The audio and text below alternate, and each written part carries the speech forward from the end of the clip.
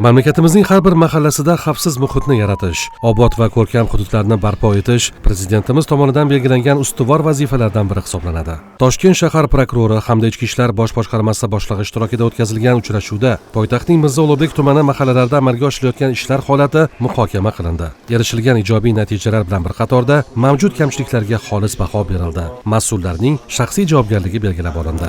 Bo'lib o'tgan tanqidiy, tahliliy yig'ilishdan o'zimizga xulosa qilib, bundan kelgusida o'zimizga yana ham ko'proq rejalarni olamiz va yana hamda kuch-g'ayrat bilan mahallamizda bundan keyingi holatlarda ham jinoyatni bo'lmasligiga harakat qilib va'da beramiz. Tanqidiy tahliliy ruhda o'tkazilgan uchrashuvda qaror ijrosini muvofiqlashtirish hamda kundalik nazoratni ta'minlashi lozim bo'lgan tuman idoralararo muvofiqlashtirish shtabi va doimiy ishchi guruhining faoliyati talab darajasida emasligi qayd etildi. Muhokama yig'ilishidan tuman ishchi guruh a'zolari ham o'zimizga juda katta vazifamizdagi kamchiliklar, olib borilayotgan ishlardagi muammolar to'g'risida xulosalar chiqarib oldik. Bundan keyingi vazifalarimizda tuman tashkilotlari, tuman 70 ta mahallasini ish faoliyatini manzilli ravishda o'rganish hamda ularga qo'ldan kelgancha yordam berib, ishni jadallashtirishga va'da beramiz.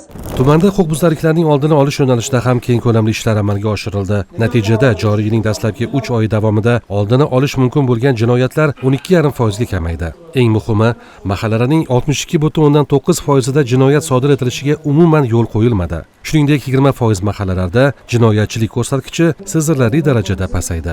Biroq, amalga oshirilgan ishlarga qaramasdan, joriy yilning 3 oyi yakunlari bo'yicha Mirzo Ulug'bek tumanida ayrim turdagi jinoyatlar salmog'i shahar o'rtacha ko'rsatkichidan yuqori bo'lib qolmoqda.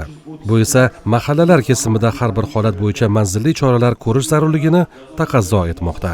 Uchrashuv yakunida aniqlangan kamchiliklarni bartaraf etish, profilaktika ishlarini kuchaytirish bo'yicha tegishli topshiriqlar berildi. Shuningdek, belgilangan vazifalar ijrosi qat'iy nazoratga olinishi ma'lum qilindi.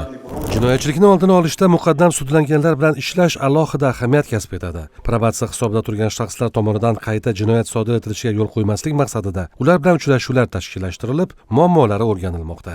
Hisobot yig'ilishidan so'ng mas'ullar ishtirokida Mirzo Ulug'bek tumani probatsiya nazoratidagi shaxslar bilan ochiq muloqot ham o'tkazildi. Mutolaa platformasida mana bunaqa bizga promkod berildi.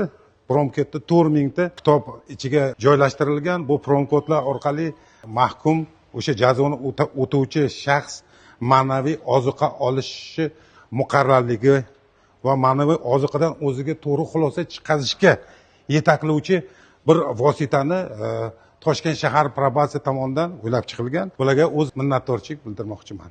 Tadbir davomida muammolar eshitilib, taklif va tavsiyalar berildi. Ish bilan bandligini ta'minlash masalalariga alohida e'tibor qaratildi. Bu kabi tadbirlar tumanlarda davom etmoqda.